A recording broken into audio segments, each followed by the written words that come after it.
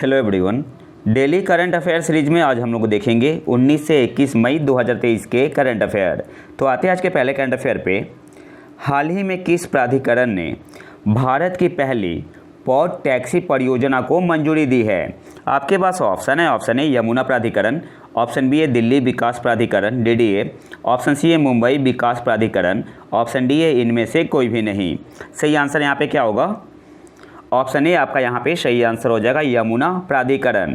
हाल ही में किस प्राधिकरण ने भारत की पहली पॉड टैक्सी परियोजना को मंजूरी दी है? तो ऑप्शन ए आपका यहाँ पे सही आंसर हो जाएगा, यमुना प्राधिकरण। यह आपसे एग्जाम में ऐसे भी पूछ सकता है, भारत के किस राज्य ने या भारत में पहली बार पॉड टैक्सी किस राज्य में लॉन्च हुआ? तो आंसर क्या होगा? उत्तर प्रदेश में। इसके अलावा पॉड टैक्सी क्या है? अच्छा, ये किसको कनेक्ट करेगा? जो पॉड टैक्सी है also known as the personalized rapid transit will connect Noida international airport, जो कि कहाँ पे है? जेवर में, टू द फिल्म सिटी। और पॉड टैक्सी क्या है? Electric vehicle and driverless mode of transport है। पॉड टैक्सी क्या है? Electric vehicle and driverless mode of transport है। नेक्स्ट आते हैं, G20 की तीसरी पर्यावरण और जलवायु स्थिरता कार्य समूह ECSWG की बैठक भारत के किस शहर में आयोजित की जाएगी? आपके पास ऑप्शन है। ऑप्शन है भुवनेश्वर में, ऑप्शन बी है जोधपुर, ऑप्शन सी है हैदराबाद, ऑप्शन डी है मुंबई। सही आंसर यहाँ पे क्या होगा? ऑप्शन डी आपका यहाँ पे सही आंसर हो जाएगा, मुंबई। आज से शुरू है G20 की तीसरी पर्यावरण और जलवायु स्थिरता कार्य समूह ECSWG की बैठक भारत के किस शहर में आयोजित की जाएगी? तो ऑप्शन डी आपका यहाँ पे सही आंसर हो जाएगा, मुंबई में। कब से कब तक चलेगी? 21 से 23 मई आज से स्टार्ट है। इसके अलावा आपको याद रखना है, जो first G20 culture working group की मीटिंग हुई थी, तो कहाँ पे हुई थी? पहली खजुराहो में, और second culture working group meeting ये होगी भुवनेश्वर में। तो 2 पॉइंट याद रखना है। इसके अलावा जो second trade and investment working group की मीटिंग कहाँ पे होगी? बेंगलुरु में। कहाँ पे होगी? बेंगलुरु में। तो ये 3 पॉइंट इंपॉर्टेंट है, आपको याद रखना है। ठीक है, तो याद क्या रखना है आपको यहाँ पे? सबसे पहले G20 की तीसरी पर्यावरण और जलवायु स्थिरता कार्य समूह की बैठक भारत के किस शहर में आयोजित की जाएगी? तो मुंबई में हो रही है।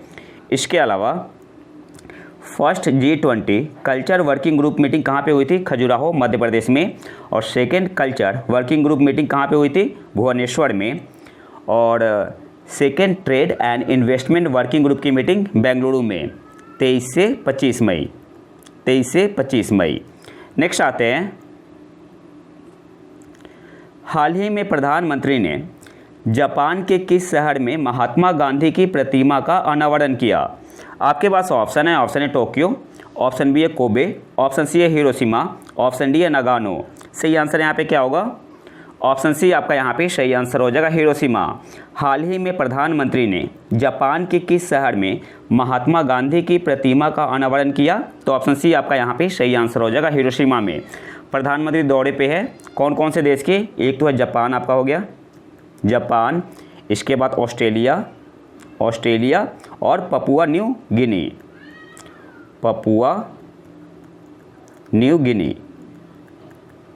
तो आपको क्या करना है? इन सारे देश के प्रधानमंत्री का नाम, राष्ट्रपति का नाम, कैपिटल, करेंसी याद रखना है। नेक्स्ट आते हैं, वर्ल्ड मेट्रोलॉजी डे 2023 का विषय क्या है? आपके पास ऑप्शन है। ऑप्शन है living in harmony sustainably with nature, option B है measurement supporting the global food system, option C है beat plastic pollution, option D है नन ऑफ द अबव। सही आंसर यहाँ पे क्या होगा? ऑप्शन बी आपका यहाँ पे सही आंसर हो जाएगा, measurements supporting the global food system. World metrology day 2023 का थीम क्या है? तो ऑप्शन बी आपका यहाँ पे सही आंसर हो जाएगा, measurements supporting the global food system. अच्छा, आपको बताना है जो बीट प्लास्टिक पोल्यूशन है कौन से डे का कैंपेनिंग थीम था? इसके अलावा कुछ इंपॉर्टेंट पॉइंट देख लेते हैं। वर्ल्ड मेट्रोलॉजी डे कब मनाते हैं? 20 मई को। और जो थीम है 2023 की, measurements supporting the global food system, इसे किसने डिक्लेयर किया है? तो इसे डिक्लेयर किया गया है jointly by the International Bureau of Weight and Measure, short में बोलते हैं BIPM, and the International Organization of Legal Metrology OIML। अच्छा, ये मैं क्यों बता रहा हूँ, तो अब जो करंट अफेयर आ रहा है एग्जाम में काफ़ी डीप आ रहा है, तो हो सकता है ये भी क्वेश्चन पूछ ले कि इस थीम को किसके द्वारा जॉइंटली डिक्लेयर किया गया है। तो by the International Bureau of Weight and Measure BIPM and the International Organization of Legal Metrology. Next आते हैं,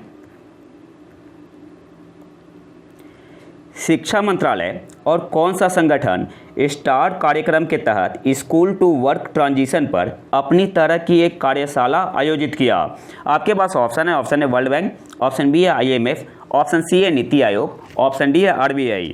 सही आंसर यहाँ पे क्या होगा, ऑप्शन ए आपका यहाँ पे सही आंसर हो जाएगा, वर्ल्ड बैंक। शिक्षा मंत्रालय और कौन सा संगठन स्टार्स कार्यक्रम के तहत स्कूल टू वर्क ट्रांजिशन पर अपनी तरह की एक कार्यशाला आयोजित किया, तो ऑप्शन ए आपका यहाँ पे सही आंसर हो जाएगा, शिक्षा मंत्रालय और वर्ल्ड बैंक ने। अब इसे थोड़ा डिटेल में देख लेते हैं।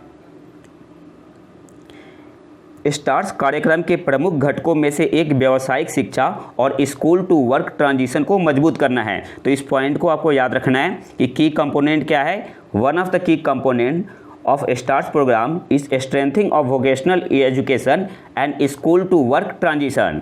और स्टार कार्यक्रम क्या है, strengthening teaching learning and results for state program. STAR का मतलब क्या हुआ, strengthening teaching learning and results for state program. Basically यह क्या है, गवर्नमेंट ऑफ इंडिया और वर्ल्ड बैंक के बीच एक एग्रीमेंट है to improve the quality and governance of school education. और कि भारत के 6 राज्यों में, इन 6 इंडियन स्टेट्स। अच्छा, वो 6 राज्य कौन से हैं, एक तो है हिमाचल प्रदेश, केरल है, मध्य प्रदेश है, महाराष्ट्र है, उड़ीसा है और राजस्थान है। सोर्स क्या है, वर्ल्ड बैंक के वेबसाइट से मैंने लिया है। तो आपको याद क्या रखना है, इंपॉर्टेंट क्वेश्चन है, शिक्षा मंत्रालय और कौन सा संगठन स्टार्स कार्यक्रम के तहत स्कूल टू वर्क ट्रांजिशन पर अपनी तरह की एक कार्यशाला आयोजित किया, तो ऑप्शन ए आपका यहाँ पे सही आंसर हो जाएगा, वर्ल्ड बैंक ने। इसके अलावा one of the key components of STARS program is strengthening of vocational education and school to work transition. STARS program का मतलब क्या हुआ, strengthening teaching learning and results for states. और ये क्या है, गवर्नमेंट ऑफ इंडिया और वर्ल्ड बैंक के बीच एक एग्रीमेंट है, जो कि किस लिए, इसका ऑब्जेक्टिव क्या है, to improve the quality and governance of school education in 6 Indian states. और वे 6 राज्य कौन से हैं, हिमाचल प्रदेश है, केरल है, मध्य प्रदेश है, महाराष्ट्र है, उड़ीसा है और राजस्थान है। नेक्स्ट आते हैं, और हाँ, चैनल को सब्सक्राइब जरूर कर ले।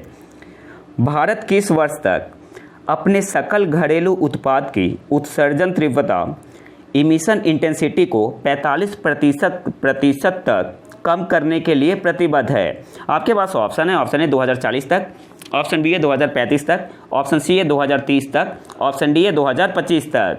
सही आंसर यहाँ पे क्या होगा, ऑप्शन सी आपका यहाँ पे सही आंसर हो जाएगा, 2030 तक।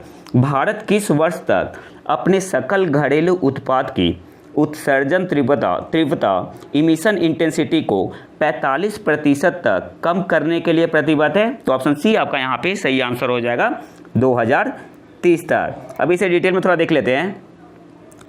भारत अब 2005 के स्तर से 2030 तक अपने सकल घरेलू उत्पाद की इमिशन इंटेंसिटी को 45% तक कम करने और 2030 तक गैर जीवाश्म ईंधन आधारित ऊर्जा संसाधनों से लगभग 50% संचयी विद्युत ऊर्जा स्थापित क्षमता हासिल करने के लिए प्रतिबद्ध है। India now stands committed to reduce emission intensity of its GDP by 45% by 2030 from 2005 level and achieve about 50% cumulative electric power installed capacity from non-fossil fuel based energy resources by 2030। तो डाटा भी आपको याद रखना है। Next आते हैं, 2021-22 में भारत का मछली उत्पादन रिकॉर्ड कितने लाख टन प्रति वर्ष को छू गया। आपके पास ऑप्शन है, option A 142.48 lakh ton, option B है 162.48 लाख टन, ऑप्शन सी है 182.48 लाख टन, ऑप्शन डी है 262.48 लाख टन। सही आंसर यहाँ पे क्या होगा, ऑप्शन बी आपका यहाँ पे सही आंसर हो जाएगा 162.48 लाख टन। 2021-22 में भारत का मछली उत्पादन रिकॉर्ड कितने लाख टन प्रति वर्ष को छू गया? तो आंसर क्या होगा? 162.48 लाख टन। ऑप्शन बी आपका यहाँ पे सही आंसर हो जाएगा। अब इसे थोड़ा डिटेल में देख लेते हैं। इंडिया का जो टोटल फिश प्रोडक्शन है कितने तक पहुंच गया है, कितने लाख टन तक? 162.48 लाख टन। कितने के ग्रो के साथ? With 10.34% growth in fish production in 2021-22 किसके कंपेयर में? 2020-21 के कंपेयर में।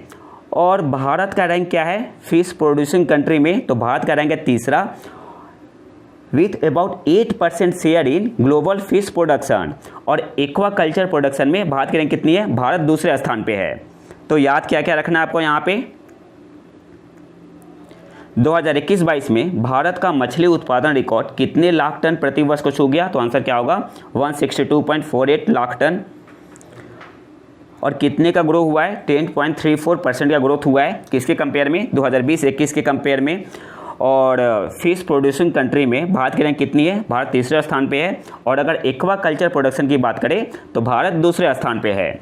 नेक्स्ट आते हैं, भारत ने पिछले 9 वर्षों के दौरान कोयला उत्पादन में कितने प्रतिशत की वृद्धि हासिल की? आपके पास ऑप्शन है। ऑप्शन ए 47%, ऑप्शन बी है 37%, ऑप्शन सी है 57%, ऑप्शन डी है 67%। सही आंसर यहाँ पे क्या होगा? ऑप्शन ए आपका यहाँ पे सही आंसर हो जाएगा 47%।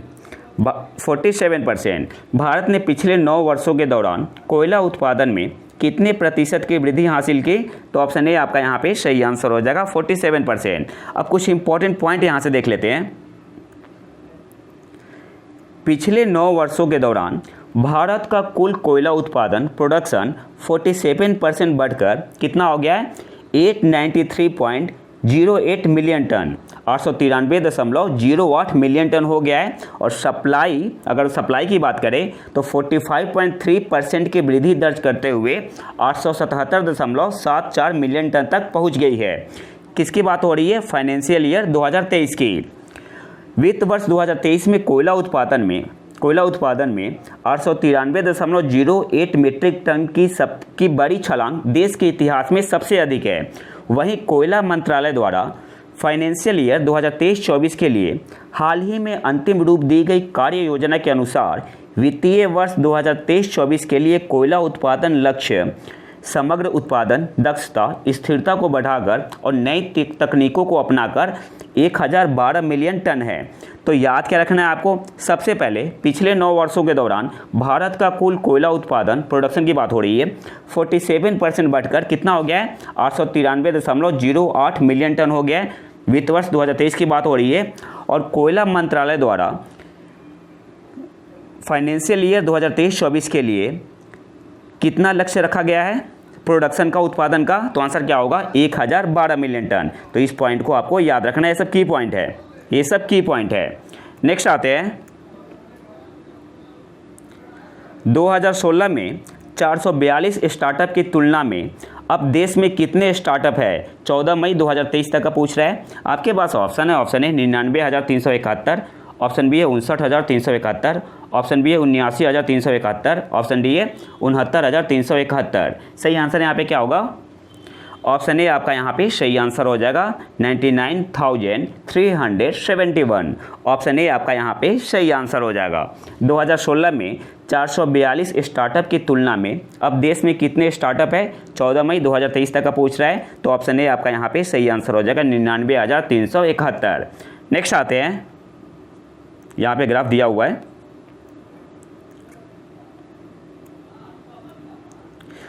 हाल ही में संयुक्त राष्ट्र की रिपोर्ट के अनुसार किस देश में मातृ मृत्यु मैटरनल डेथ की संख्या सबसे अधिक है? आपके पास ऑप्शन है। Option A Bharat, option B है चीन, ऑप्शन सी है सीरिया, ऑप्शन डी है नाइजीरिया। सही आंसर यहाँ पे क्या होगा? ऑप्शन डी आपका यहाँ पे सही आंसर हो जाएगा नाइजीरिया। हाल ही में संयुक्त राष्ट्र की एक रिपोर्ट के अनुसार किस देश में मैटरनल डेथ की संख्या सबसे अधिक है? तो ऑप्शन डी आपका यहाँ पे सही आंसर हो जाएगा नाइजीरिया में। अब इसे थोड़ा डिटेल में देख लेते हैं। मई में संयुक्त राष्ट्र की एक रिपोर्ट ने दिखाया कि भारत उन 10 देशों में शामिल था जो वैश्विक मातृ मृत्यु मृत जन्म और नवजात मृत्यु के 60% के लिए जिम्मेदार है। भारत में 2020 में ऐसी मौतों का 17% से अधिक हिस्सा है। इसके बाद नाइजीरिया 12% और पाकिस्तान 10% का स्थान है। रिपोर्ट से यह भी पता चला है कि नाइजीरिया के बाद भारत में जो मैटरनल डेथ है, भारत में मातृ मृत्यु की दूसरी सबसे बड़ी संख्या थी। तो पहले पे नाइजीरिया है, दूसरे पे भारत है। किस केस में? मैटरनल डेथ के केस में। नेक्स्ट आते हैं,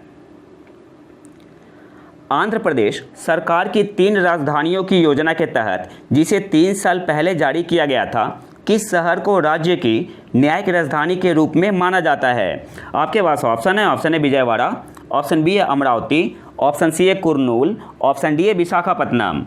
सही आंसर यहाँ पे क्या होगा? ऑप्शन सी आपका यहाँ पे सही आंसर हो जाएगा, कुर्नूल। आंध्र प्रदेश सरकार की 3 राजधानियों की योजना के तहत जिसे 3 साल पहले जारी किया गया था, किस शहर को राज्य की न्यायिक राजधानी के रूप में माना जाता है? तो ऑप्शन सी आपका यहाँ पे सही आंसर हो जाएगा, कुर्नूल। अब इसे थोड़ा डिटेल में देख लेते हैं।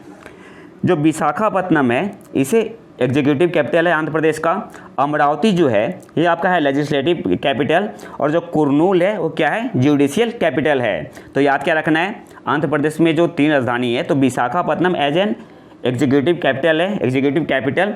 अमरावती है लेजिस्लेटिव कैपिटल, और कुर्नूल जो है वो क्या है? न्यायिक राजधानी, जुडिशियल कैपिटल है।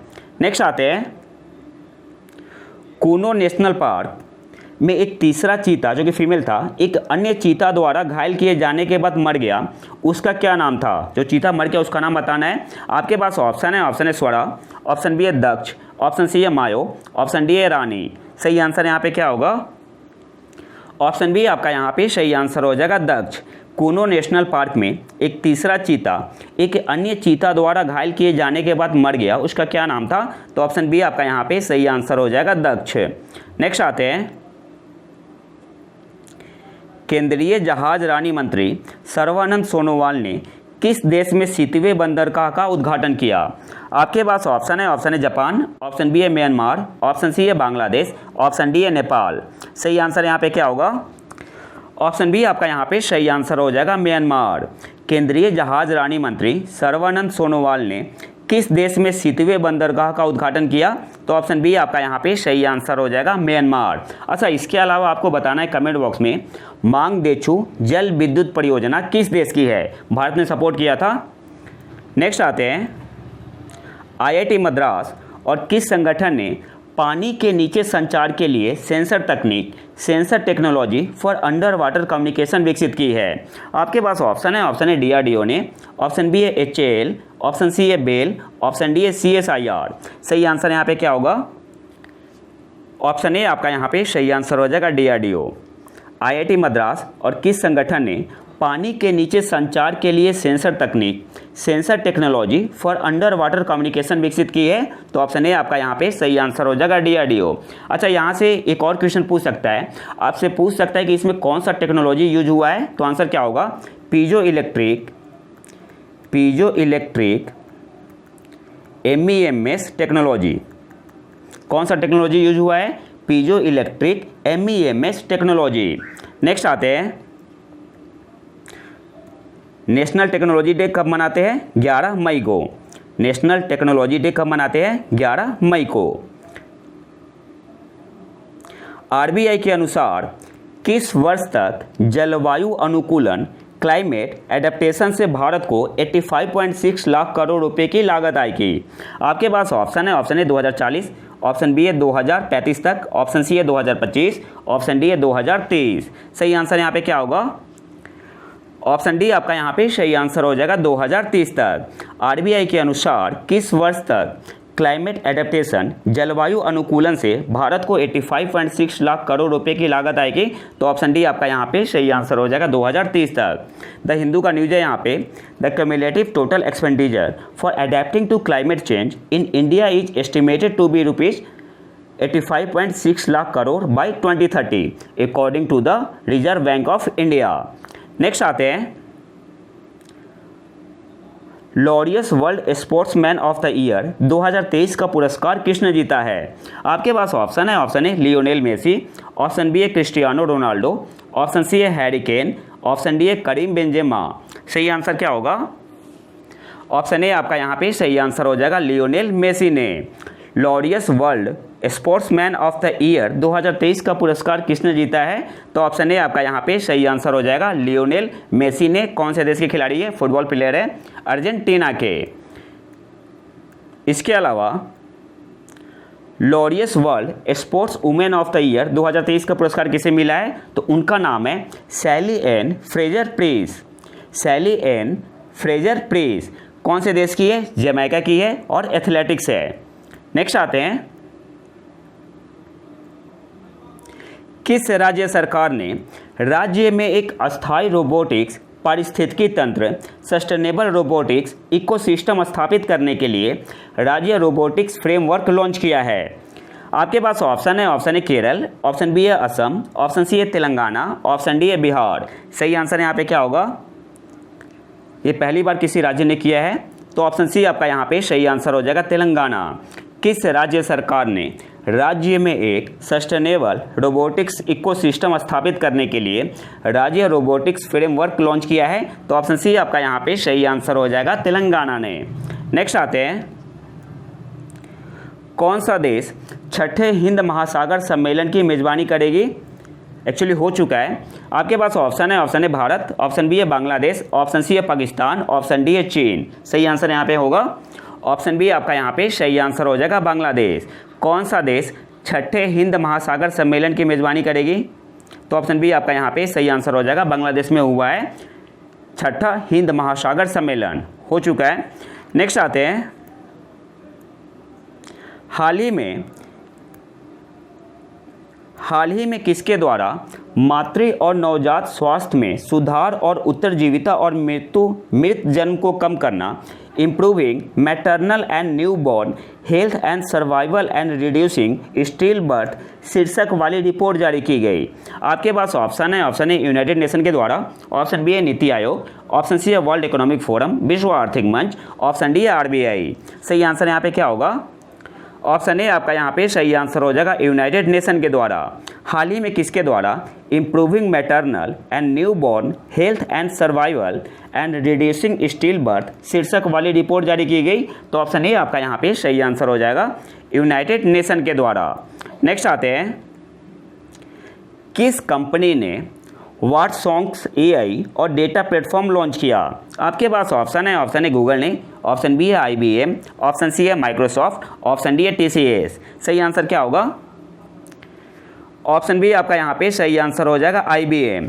किस कंपनी ने व्हाटसॉन्ग्स एआई आर्टिफिशियल इंटेलिजेंस और डेटा प्लेटफॉर्म लॉन्च किया?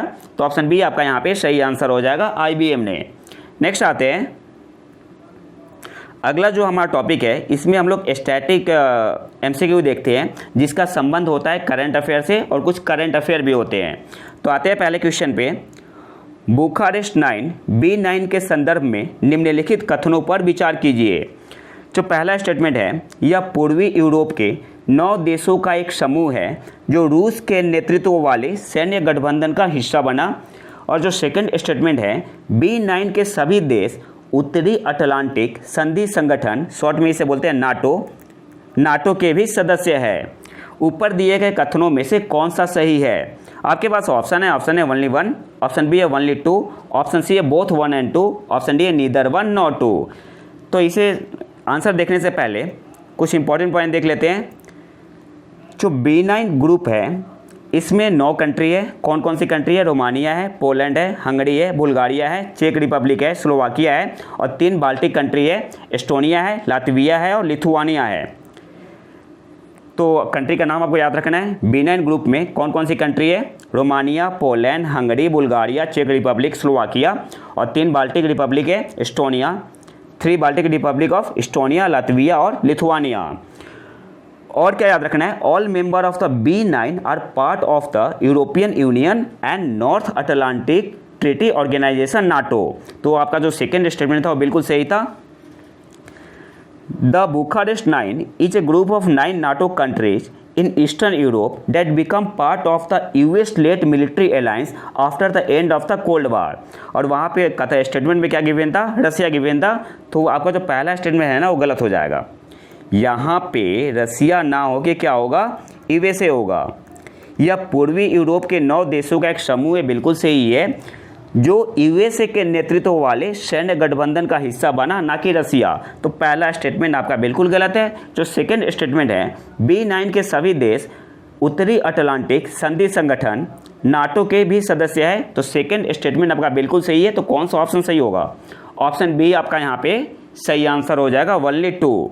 नेक्स्ट आते हैं, संयुक्त राष्ट्र की निकट निश्चित चेतावनी के अनुसार कौन सी 5 वर्ष की अवधि ग्रह पर अब तक की सबसे गर्म दर्ज की जाएगी? ऑप्शन आपके पास ऑप्शन है, ऑप्शन ए 2030 से 34, ऑप्शन बी है 2025 से 29, ऑप्शन सी है 2028 से 32, ऑप्शन डी है 2023 से 27। सही आंसर यहाँ पे क्या होगा? ऑप्शन डी आपका यहाँ पे सही आंसर हो जाएगा, 2023 से 27। संयुक्त राष्ट्र की निकट निश्चित चेतावनी के अनुसार कौन सी 5 वर्ष की अवधि ग्रह पर अब तक की सबसे गर्म दर्ज की जाएगी? तो ऑप्शन डी आपका यहाँ पे सही आंसर हो जाएगा, 2023 से 27। ऑप्शन डी आपका यहाँ पे सही आंसर हो जाएगा। अगले क्वेश्चन पे आते हैं, वैज्ञानिक प्रयोग के संदर्भ में आरसीटी क्या है? आपके पास ऑप्शन है, option A randomised control trials, option B है risk cost trial, option C है routine control trial, option D है रियल कंट्रोल ट्रायल। सही आंसर यहाँ पे क्या होगा? ऑप्शन ए आपका यहाँ पे सही आंसर हो जाएगा, रैंडोमाइज्ड कंट्रोल ट्रायल्स। वैज्ञानिक प्रयोग के संदर्भ में आरसीटी क्या है? रैंडोमाइज्ड कंट्रोल ट्रायल्स। ऑप्शन ए आपका यहाँ पे सही आंसर हो जाएगा। नेक्स्ट आते हैं, फिलिस्तीन प्राधिकरण की वास्तविक प्रशासनिक राजधानी इंग्लिश में बोलते हैं डिफैक्टो एडमिनिस्ट्रेटिव कैपिटल क्या है? आपके पास ऑप्शन है, ऑप्शन है जेरिको, ऑप्शन बी है रामल्ला, ऑप्शन सी है कलंदिया, ऑप्शन डी है बेतलेहम। सही आंसर यहाँ पे क्या होगा? ऑप्शन बी आपका यहाँ पे सही आंसर हो जाएगा, रामल्ला। फिलिस्तीन प्राधिकरण की वास्तविक प्रशासनिक राजधानी डिफैक्टो एडमिनिस्ट्रेटिव कैपिटल क्या है? तो ऑप्शन बी आपका यहाँ पे सही आंसर हो जाएगा, रामल्ला। अगले क्वेश्चन पे आते हैं, 1849 में शांति संधि के तहत अंग्रेजों को कोहिनूर हीरा किसने सौंप दिया था? आपके पास ऑप्शन है, ऑप्शन है बहादुर शाह जफर, ये भी करंट अफेयर से रिलेटेड है, ऑप्शन बी है गुलाब सिंह, ऑप्शन सी है दलीप सिंह, ऑप्शन डी है नादिर शाह। सही आंसर यहाँ पे क्या होगा? ऑप्शन सी आपका यहाँ पे सही आंसर हो जाएगा, दलीप सिंह। 1849 में शांति संधि के तहत अंग्रेजों को कोहिनूर हीरा किसने सौंप दिया था? तो ऑप्शन सी आपका यहाँ पे सही आंसर हो जाएगा, दलीप सिंह ने। नेक्स्ट आते हैं, अच्छा यहाँ पे डिटेल में दिया हुआ है, मैं पीडीएफ डाल दूंगा टेलीग्राम चैनल पे, आप वहाँ से पढ़ सकते हो। नेक्स्ट आते हैं, भारत संयुक्त राष्ट्र विकास साझेदारी कोष India UN development partnership fund के बारे में निम्नलिखित कथनों पर विचार करें। जो पहला स्टेटमेंट है, इसका प्रबंधन दक्षिण दक्षिण सहयोग साउथ साउथ कोऑपरेशन के लिए संयुक्त राष्ट्र कार्यालय द्वारा किया जाता है। तो पहला स्टेटमेंट आपका बिल्कुल सही है। जो दूसरा स्टेटमेंट है, इसे संयुक्त राष्ट्र एजेंसियों की ताकत का लाभ उठाने वाले साझेदार विकसित देशों के नेतृत्व में लागू किया जाएगा। तो ये गलत है। गलत क्यों है? क्योंकि यहाँ पे डेवलप्ड कंट्री ना होगी, क्या होगा? डेवलपिंग कंट्री होगा, विकासशील होगा। तो यहाँ पे क्या होगा? डेवलपिंग कंट्री होगा, डेवलपिंग कंट्री होगा, ना कि डेवलप्ड कंट्री। तो जो आपका सेकंड स्टेटमेंट है वो आपका क्या हो गया? गलत हो गया। अब आपको बताना है कौन सा स्टेटमेंट सही है। तो आंसर क्या होगा? Only one. ऑप्शन देख लेते हैं, तो कौन सा स्टेटमेंट सही होगा? ऑप्शन ए आपका यहाँ पे सही आंसर हो जाएगा, ओनली वन। नेक्स्ट आते हैं, काफ़ी इंपॉर्टेंट क्वेश्चन है ये। स्प्रैटली, पारासेल और स्कॉर्बोरोसोल हाल ही में किससे संबंधित समाचारों में थे? आपके पास ऑप्शन है, ऑप्शन ए अटलांटिक महासागर के द्वीप, ऑप्शन बी है पश्चिमी प्रशांत महासागर के द्वीप, ऑप्शन सी है हिंद महासागर में द्वीप, ऑप्शन डी है दक्षिण चीन सागर में द्वीप। तो सही आंसर यहाँ पे क्या होगा? ऑप्शन डी आपका यहाँ पे सही आंसर हो जाएगा, दक्षिण चीन सागर में द्वीप। स्प्रैटली, पारासेल और स्कॉर्बोरोसोल हाल ही में किससे संबंधित समाचारों में थे? तो ऑप्शन डी आपका यहाँ पे सही आंसर हो जाएगा, दक्षिण चीन सागर में द्वीप। अब इसे थोड़ा डिटेल में देख लेते हैं और हर एक पॉइंट को आपको याद रखना है। चीन, ताइवान, वियतनाम, फिलीपींस और मलेशिया के बीच स्प्रैटली द्वीप समूह और निकटवर्ती भौगोलिक विशेषताओं जैसे प्रवाल भित्तियों, कोरल रीफ, सेज आदि के स्वामित्व को लेकर एक क्षेत्रीय विवाद चल रहा है। तो इसलिए करंट अफेयर में बना हुआ है। तो स्प्रेटली है आपका, क्या बोलते हैं उसे, आर्किपेलागो, किसके बीच इसके लिए क्षेत्रीय विवाद चल रहा है? तो चीन के बीच, ताइवान के बीच, वियतनाम के बीच, फिलीपींस के बीच और मलेशिया के बीच। तो सेकेंड आपका है पॉइंट, पारासेल द्वीप समूह थोड़ा अधिक जटिल कम्प्लेक्स है। यह जो द्वीप समूह है आर्किपेलागो 130 द्वीपों और कोरल रीफ का एक संग्रह है और दक्षिण चीन सागर में स्थित है, जो चीन और वियतनाम से लगभग समान दूरी पर है। तो कहाँ पे है आपका? है साउथ चाइना सी में है। और जो अगला पॉइंट है जो स्कॉर्बोरो शोल है, यह दक्षिण चीन सागर में एक चट्टान है जो फिलीपींस द्वारा लुजोन के पश्चिम में लगभग 120 समुद्री मील की दूरी पर है। तो कुछ इंपॉर्टेंट पॉइंट है जो कि आपको याद रखना है। नेक्स्ट आते हैं, लिथियम आयन बैटरी के बारे में निम्नलिखित कथनों पर विचार करें। पहला जो स्टेटमेंट है, लिथियम आयन सेल की ऊर्जा घनत्व energy density nickel cadmium battery की तुलना में लगभग 4 गुना अधिक है। तो पहला स्टेटमेंट बिल्कुल सही है। दूसरा क्या स्टेटमेंट है, वे एक्वेस इलेक्ट्रोलाइट सॉल्यूशन जलीय इलेक्ट्रोलाइट बिलियन का उपयोग करते हैं। तो सेकंड स्टेटमेंट भी आपका बिल्कुल सही है। लिथियम आयन बैटरी के बारे में निम्नलिखित कथनों पर विचार करें। जो पहला स्टेटमेंट है, जो लिथियम आयन सेल है, इसका energy density nickel cadmium battery की तुलना में लगभग 4 गुना अधिक है। तो पहला स्टेटमेंट सही है। और दूसरा स्टेटमेंट भी आपका सही है। जो लिथियम आयन बैटरी होता है जलीय इलेक्ट्रोलाइट बिलियन का उपयोग करते हैं। तो आपका सेकेंड स्टेटमेंट भी सही है।